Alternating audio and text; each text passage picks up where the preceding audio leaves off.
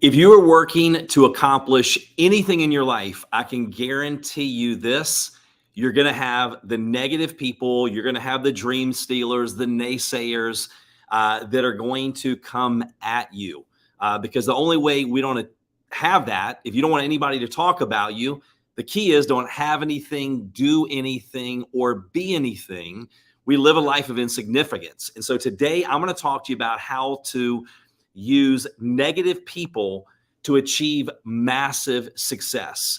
And I'm going to give you 3 strategies that are very simple, but yet they're effective. And there's something that you can start to implement right away. And these are things that I'm not going to talk about like theory or what I think may work. They're things that I actually used in my life to turn my life around. So if that sounds good to you, let me know where you're watching from in the comments. And by the way, as you're joining, what I'm going to do is I'm going to put on the screen a free gift for each and every one of you. Right now, we're just giving this as a gift for plugging into the different trainings that I'm doing. But if you go to iwiluntil.com/planner, that is exactly what I use on a daily basis. You can go through, you can print it out. It's a why worksheet.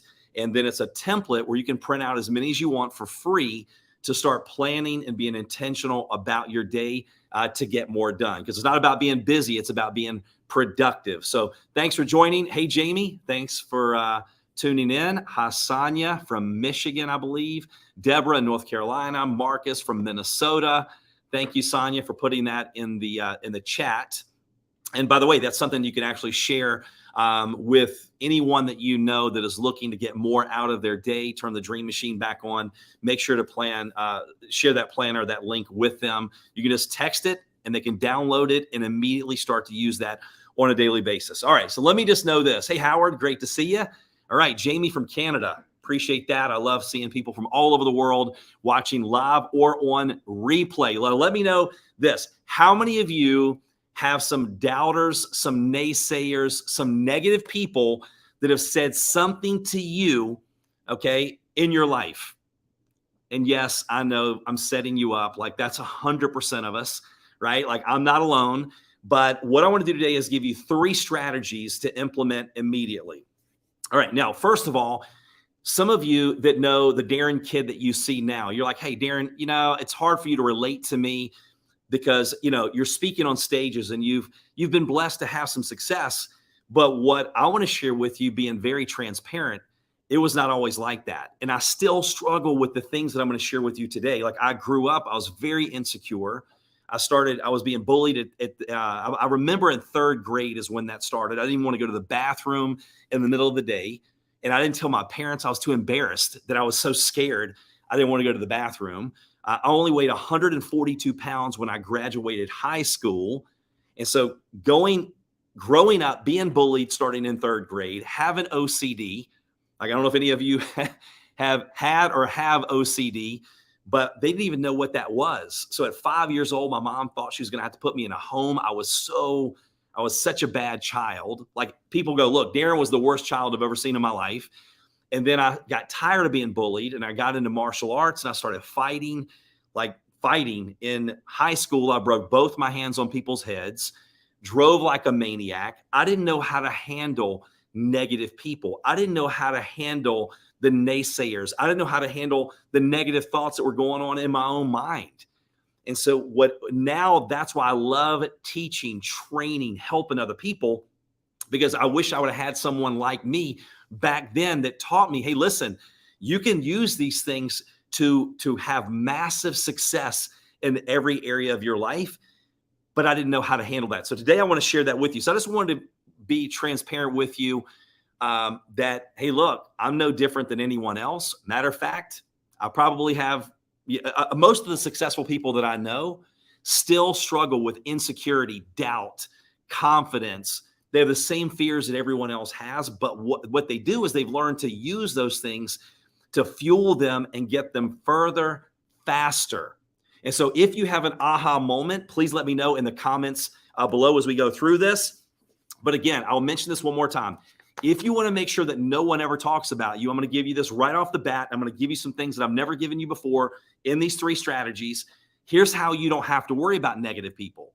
This is how you can make sure that no one ever says anything about you. Don't have anything, do anything, or be anything. Live a life of insignificance. That's how you can make sure that negative people don't talk about you. And guess what? They're probably still going to talk about you because they're going to say you're not doing anything. But when you start putting your head above the crowd, when you want to have something different than the masses, like many of you, I knew that I was created for more, but I wasn't achieving or reaching toward my full potential. And when you start doing that, you're going to have people that start saying things about you and to you. And we're going to talk about how to recognize the difference when it's good and when it's bad, and how to use that to propel you forward to achieve massive success. So just remember, dogs don't bark in a parked car. And when you put your head above the crowd, they're going to start to swing at you. So number one, evaluate your circle. Evaluate your circle. Not everyone in your corner, not everyone in your circle is in your corner. Let me repeat that again. Not everyone in your circle is in your corner. Evaluate who you have around you and who is sowing into you, because it is a fact. You've heard it a million times before. Like, you become the closest people that you associate with the most. So you have to be very careful on who you share your goals and your dreams with. We think that we're doing a good thing a lot of times sharing our goals and our dreams. But Steve Harvey, one of my favorite things I've ever heard him say is, if you want to kill a big dream, you tell it to a small-minded person. So there's a reason. If you are working on your health, that health journey, and you're working hard to stay fit, and you have someone that you love and care about, and they're out of shape and they're not doing the things that they need to do, but they could do. And if you remind them, whether you're saying something to them or them just being around in your presence, and you're eating healthy or you're exercising, they're going to do one of two things. One, they're going to say some negative things to you because you're making them feel inferior because they're not willing to do what you're willing to do. Or two, they're just going to go hang out with a different group of people that do not take care of themselves because it makes them feel better when they're around that group. You are a reminder that they're not living toward their full potential. So just keep that in mind. And the other thing you have to remember is that you can't expect them to share your same goals and your same dreams, because God gave them to you, not to them. So remember that. But I'm very careful of who I share my goals and my dreams with, because that one negative thing someone says, if you're not careful, can really derail you and take you off track when you're pushing toward your goals and your dreams. That's number one, evaluate your circle. Here's a question that I would ask yourself. Hey, Nick, what's up, buddy? Hey, Howard. What are your associations doing to you or for you? Who do you have in your circle right now? Who do you need to have in your circle? What I do now is I'm very intentional about getting around people that not only have what I want, but that also intimidate me. They scare me a little bit. They make me uncomfortable. When you're around those people, it raises your identity. It not only changes the way you think, because you catch what you're close to. And I've said this 100 times. I'm going to say it 100 more times. We can be enslaved by the people around us mentally and not even know it. The company that I'm talking to about doing some consulting and helping them with their marketing and really growing their business this year, it's a really big company, but they go, Darren, we need somebody that thinks different than us. And I'm like, hey, you know what?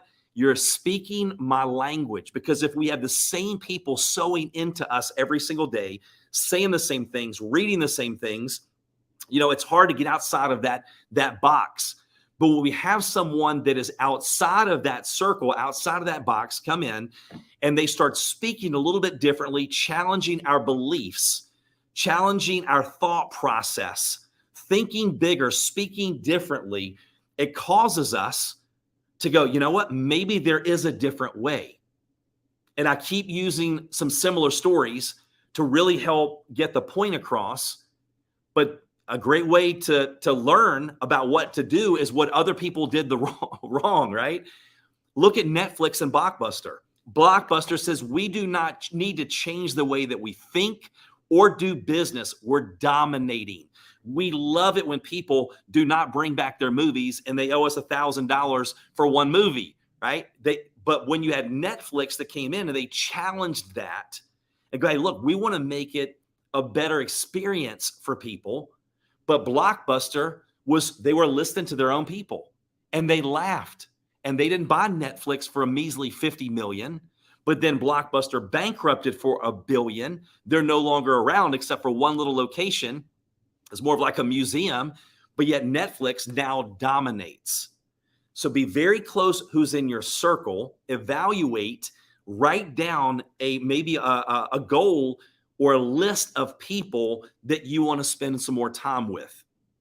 And if you're like me back in the day, now we have online, like right now, we're associating with one another.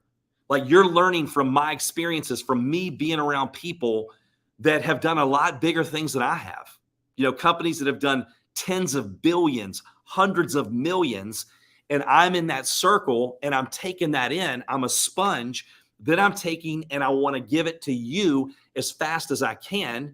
You know, and this is one of the reasons in my Level Up leadership program, my 6-month group coaching program, like I spend a lot of my focus just giving them everything that I possibly can, that I'm spending a lot of money learning myself, because I know when you teach it, you learn it twice. Let me know if that makes sense. Number 2, okay, so you're writing a list of who you want to associate with. Like, who do you want to be in your circle? Who do you need to maybe limit some of the time that you're spending with? Because some people, or sometimes there are people we need to disassociate with. Now, I'm not going to tell you to disassociate with certain people, but a lot of times we do need to maybe lessen the time that we spend with those people. Number 2, this is extremely important. How many of us have ever heard that, hey, listen, you're never going to have someone doing more than you criticize you? That's not true. That's not true. I've had people that have given me constructive criticism that are doing a lot more than me. So number 2, you need to evaluate, is this something that I really need to hear? I just got off the phone with someone that's made millions of dollars, and we were talking about this specifically. There's constructive criticism and there's destructive criticism. Constructive criticism, and when he was saying, hey, listen, do you think I handled this the right way? And I go, well, let's look at what you gave this group, and let's see, was it constructive or destructive? Constructive focuses on specific behavior or performance rather than the person. It offers specific suggestions for improvement. It is given in a respectful and considerate manner, and it is intended to help the recipient improve and grow. So the friend of mine several years back, when I was having a meltdown, I was giving him excuses. I was giving him all the reasons that I had justified in my mind of why things weren't going my way. And everyone else would have said, poor Darren, you poor pitiful soul. You're exactly right. I'm going to be praying for you. But thank God I had someone that cared about me. And this is very important. Why you want to evaluate your circle. You want people that will tell you what you need to hear, not necessarily what you want to hear. So this friend of mine said, Darren, and he didn't attack me. He attacked or didn't attack, but he gave me constructive criticism on performance, behaviors. He offered suggestions, and he was respectful and considerate, and he wanted to help me. He goes, you're not doing it. So at first, what do? I immediately put up my guards. I was defensive. I didn't want to listen to anything that he said because my ego was in the way, and big egos equal small pockets. But finally, when I go, you know what? He's my friend. He cares about me. He wants to see me win. And I ask myself, because the quality of our life is determined by the quality of questions that we ask ourselves. Is the person trying to help me? Is this true? And here's what's crazy. If he hadn't have said that, and I got off the phone and I put my ego in my pocket and I asked myself the right questions, I evaluated, was this true? And I'm like, it is true. And I'm like, wow. So basically, he told me I was holding back. I wasn't going all in. I wasn't heading toward my full potential. It hurt. It rattled my cage, which probably meant, and it did, it was meant for me. And I go, you know what? It's true. Subconsciously, I'm afraid of losing. I'm afraid of going all in. So because I'm not going all in my mind, I could tell people, hey, listen, I was just playing. I really wasn't going all in. That would be my excuse. When in reality, if I didn't go all in and do what he suggested, I was guaranteed to fail.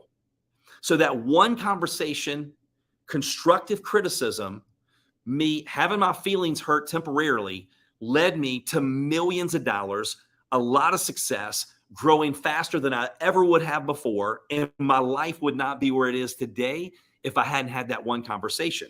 Now, let's look at destructive criticism. How do you know if it's something that you need to hear? One, you can ask yourself, if this advice came from someone that I love and care about and I respect, how would I take that? Would I take it differently? You may be getting this from someone that maybe you're not a fan of. Maybe you don't think you should get advice from this person, but it's still, maybe it's good advice. Maybe what they're saying has some truth to it. So if you go, okay, forget it's coming from this person. If it came from someone that I know, I love, I care about, would I take it differently? Now, how do we know if it's destructive criticism? It attacks the person rather than the behavior or the performance.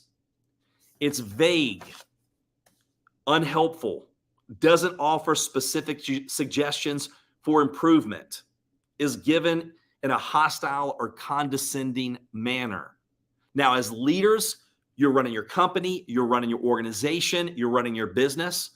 It's a fine art in learning how to deal with people, give them recommendations without coming across as condescending or critical. And again, I teach on that too, how to do that the proper way. But if someone's giving it to you in this way, hostile or condescending manner, intended to hurt or undermine the recipient, then that's destructive criticism. So let's figure out, first of all, evaluate, is it something that you really need to hear? Is it constructive or destructive? Let's talk about number three. Number three. Let me know so far if you're getting value. Anybody have any aha moments? This is important because no matter what you do in life, I mean, you're going to be criticized. You're going to have the doubters, the naysayers. And a lot of times you're just struggling. I'm just struggling with that emotional daily roller coaster of life and business. And if you ever had a great day, things are going awesome, and one person say one negative thing, and we allow that to jack up our entire day, take us off track, take us from our goals and our dreams. And let me tell you what, when you have clarity on what you're doing and why you're doing it, and you allow it to do that, you're allowing people to steal money from your family. You're allowing people to take food out of your children's mouths. This is not a game. This is not just a rah-rah session. These are important things that we have to remember, because the higher you go, the higher you climb, the more a success that you achieve. I'll give you another example, okay? You can all laugh at me. So, back when I was doing tons of video, and you're seeing me, I'm going to do a lot more video just like this, YouTube, podcast. We got all kinds of things we're working on. But my YouTube channel was exploding. On one platform that's not here now, but I put on 40,000 followers in just a few months, and I had tons of positive feedback.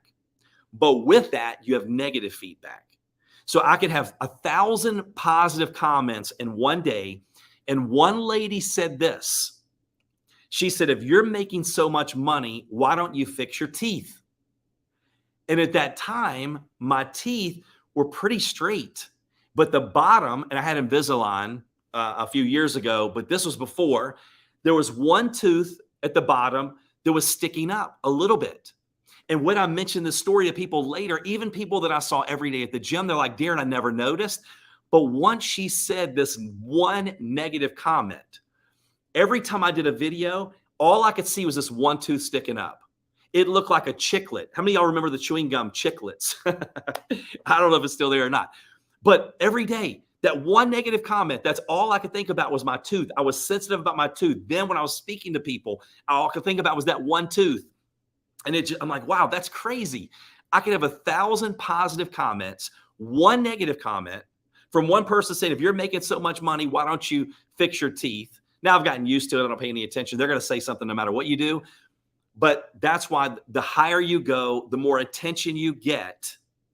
There's going to be people that love you, but there's always going to be a percentage of people that do not like you, and you're making them feel bad because you're going for greatness, you're going for your goals, and they're not willing to do that. They're insecure. It's about them. It's not about you. So that's why this is really important. So number 3, evaluate the narrative in your own head, the movie that goes on in your own head. This is going to help some of you break through some things that you've been dealing with your entire life. What we focus on expands. And there's a thing called a cognitive loop or a neural loop. And when we allow things into our head and those thoughts create feelings. If you want to change the way you feel, you change what you allow in, you change what you think about. And yes, a lot of times we can't control the thoughts that come into our head, but we can control what we do with them. And an emotion, when I look at all the studies, they go, look, an emotion only lasts about 90 seconds. But when we continue to create that loop, we end up rewiring our brain and creating that neural loop where it continues to go around in circles. And I'm going to explain that to you here in just a second.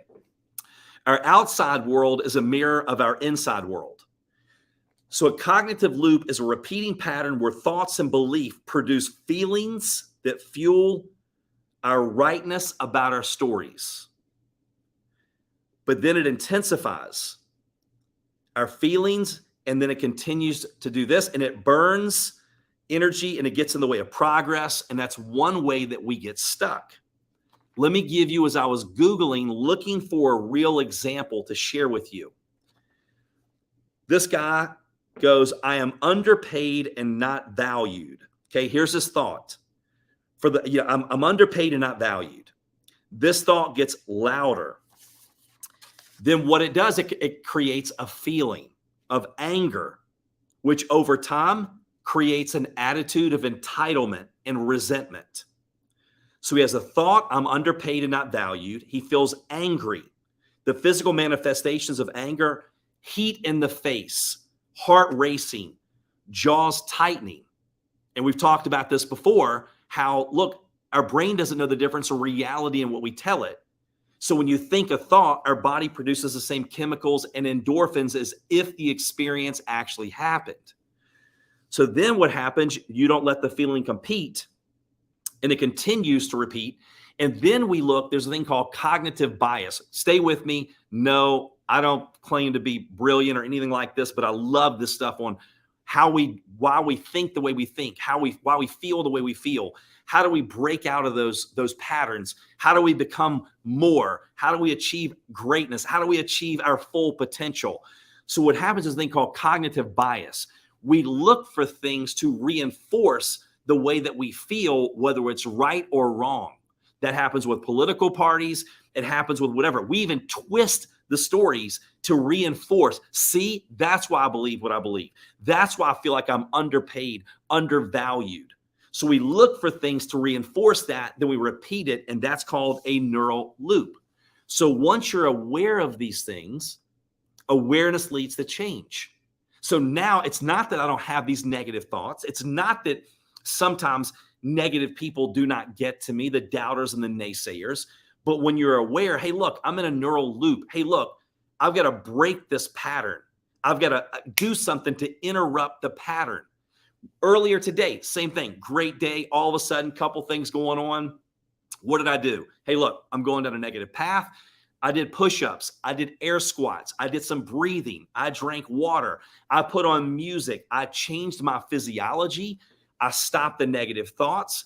I started saying out loud affirmations on exactly as if something had already happened. So just simple little things, but you will start to realize, hey, look, I fell off the wagon. It's time to get back on the wagon, block the negative, fuel the positive, and you understand, hey, look, I'm in a negative thought pattern. So awareness. Now, let's just go back real quick, see if you have any questions. We've got this. I want to recap it and put a little bow on it. Number one, evaluate your circle. Not everyone in your circle is in your corner. Be very intentional who you associate with and who you listen to, because you catch what you're close to. Your associations, you cannot outwork your environment and your associations. I'm around people that think, I want to be around people that scare me, that intimidate me. And until you can hang out with them physically, you hang out with them mentally, just like this. That was a life lesson for me. This is why you stay on the training to the very end, because I may share one story. You're like, oh my gosh, that was the one thing that I needed to hear. So a friend of mine co-authored Chicken Soup for the Entrepreneurial Soul. And he was walking around Barnes & Noble with, I forget who it was, one of the authors of that book. And the guy goes, what do you how do you create success?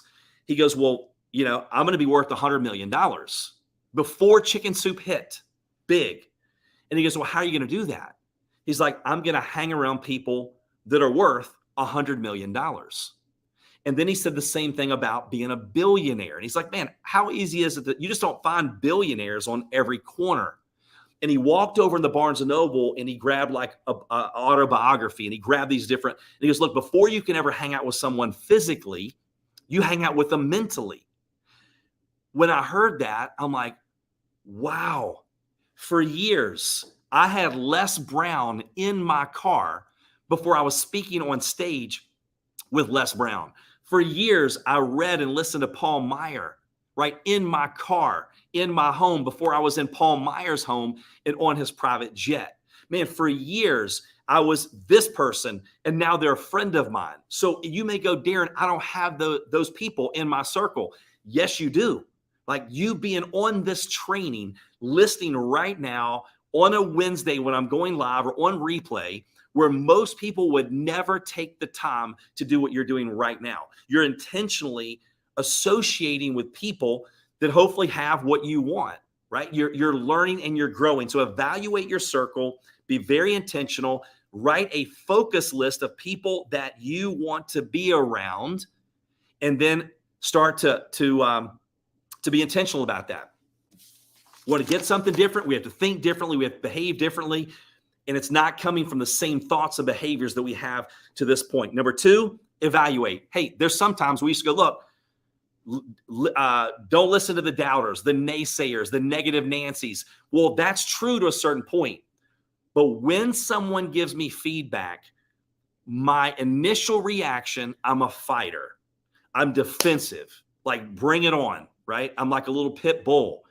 But if you want people to continue to give you words of wisdom, constructive criticism, have people tell you what you need to hear, not what you want to hear, because what got you to where you are is not what gets you to the next level. And you need those people in your life that rattle your cage, that shake you out of your comfort zone, because that one conversation completely transformed my life. In 40 months, I made more money than I would have if I would have taken the 40 years prior and combined it, because a friend gave me constructive criticism that was true. So we have to be able to decipher, is it constructive or destructive criticism? So the one secret that I'm going to give you right now is thank them immediately for giving you feedback. So if who do we have? Nick goes, hey, Darren, whatever. Even if I don't know if it's constructive, destructive, my emotions are riled and I'm immediately kind of agitated. Nick, thank you so much for, giving me your feedback, because I don't want him to stop giving me feedback, because it may be what I need to hear at that time. So is it constructive? Is it destructive? Then we talked about removing our ego. Big egos equal small pockets. If this was coming from someone that I love and care about, would I take it differently than the person that just delivered me, that information? What can I learn? How can I grow? Are we asking ourselves the right questions? Because the quality of our life is determined by the quality of questions we ask ourselves, and I know I'm talking fast, it's on replay, it's recorded, and I'm trying to keep this as short as I can to give you as much as I can in the shortest period of time. And then let's see. Then last but not least, 3, evaluate the movie that we have going on in our head. Evaluate the narrative, that neural loop. Okay, how am I thinking? How am I responding? Is this a pattern? Our future is hidden in our repeating patterns. You can learn all of you. That's why I launched my group coaching program, because I'm like, we can learn all these different things, but if we go right back to our natural, like that comfort zone that keeps us safe, that looks at sameness as security, you've got to be in a different environment. You've got to have different people like fueling you and feeding into you, sowing into you on a daily, weekly, monthly basis to be able to drill that in, to change the wiring that we have, that's taken our entire life to create that wiring. We've got to rewire the way we think, the way we ask questions, the way we take criticism, and what we do with that information. Right. And by the way, let me go ahead and throw this up. I know I'm doing this at the end, but I'm going to throw up, let me see if there's any feedback, any aha moments, any questions. If you have an organization, now my group coaching program is a higher level program. It's for someone that's making at least $2,000 or $3,000 a month. You've got a team. I don't care if it's a real estate team, network marketing team. You're looking to increase your performance, your productivity, and your profits. Then you can go there and book a call with me, but you have to answer the questions, and it depends on if you qualify for the program, but that's the link. And I've got people in my program. It's a do it with you type program. It's not sign up, here's the modules, good luck. This is not me being a travel agent. This is me being a tour guide, but it's an investment, and I'm serious about the people that are in that program, and we help you get a transformation. All right, let's see. All right, great value. Thank you so much. Nick says, great questions always win. Marcus, I appreciate that, my man. Pretty much on a daily basis, at any point during the day, it's probably a good time for all of us to hear this message, including myself. A lot of times my trainings are what I need to hear at the time. Then we got Howard, get around people that make you grow. That is 100% true. All right. Well, listen, if you know someone that this message would encourage, please feel free to share. As always, thank you for tuning in. And then make sure you grab that free gift, the planner. And then that's a link that you can text to anyone and everyone you know right now while it's free. And they can start using that on a daily basis. They can print as many blank sheets as they want to go out and plan their day, be proactive, turn that dream machine back on. But until next time, have an amazing week. Appreciate each and every one of you more than you know, and we'll see you on the next training. Take care.